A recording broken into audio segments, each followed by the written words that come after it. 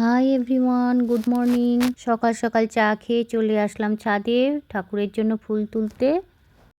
ফুল তুলে আজকে অনেকগুলো জামা কাপড় কাচার আছে, সেই জন্য ওয়াশিং মেশিনে জামা কাপড়গুলো দিয়ে কাচতে দিয়ে দিলাম।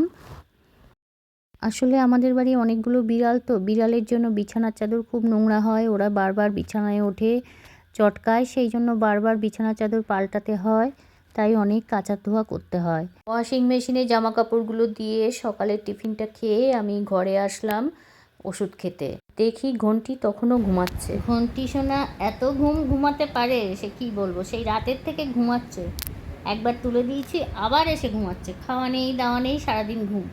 সন্ধে হলে ওনার খাওয়া, বেড়ানো, ইঁদুর ধরা, ছুঁচো ধরা, টিকটিকি ধরা, এইসব আরশোলা ধরে বেড়ানো, এইসব। এদিকে চকো এর উপরে উঠেছে, তো আর নামতে পারছে না, বসে বসে ডাকছে। তখন আমি ওকে দেখিয়ে দিচ্ছি গ্রিলে পা দিয়ে নাম, ও তা নামতে পারছে না। তখন একটা চেয়ার এনে ধরলাম, তারপর নামলো।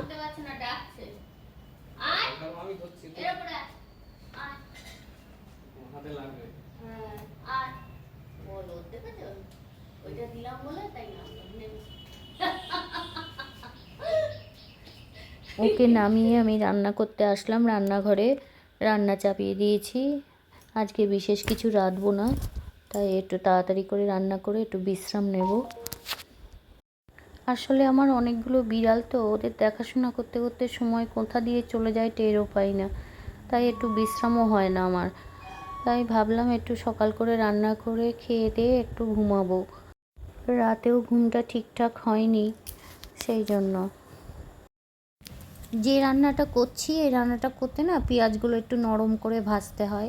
বেশি কড়া ভাজা হয়ে গেলে আবার ভালো লাগে না, সেই জন্য ঢেকে ঢেকে ভাজছি। জানো তো, আমার না একটা ইউটিউবে রান্নার চ্যানেল ছিল, সেখানে আমি প্রায় রান্না করে করে দেখাতাম, কিন্তু মাঝে এমন শরীর খারাপ হলো, রান্নাটা আমি বন্ধ করে দিতে বাধ্য হলাম। আর দেখবে, কোনো জিনিসে বাধা পড়লে সেই জিনিসটা সহজে হয় না। তোমাদের সঙ্গে কথা বলতে বলতে আমার পেঁয়াজ ভাজা আর কুমড়ো ভাজাটাও হয়ে গেছে। এবার আমি এটাকে মাখবো। এই রেসিপিটার নাম হচ্ছে কুমড়ো ভর্তা। তোমরা কি এরকম করে কুমড়ো ভর্তা করো? আর এক রকমভাবেও কুমড়ো ভর্তা করা যায়, সেই রেসিপিটা আমি অন্য আরেকদিন দেখাবো তোমাদের।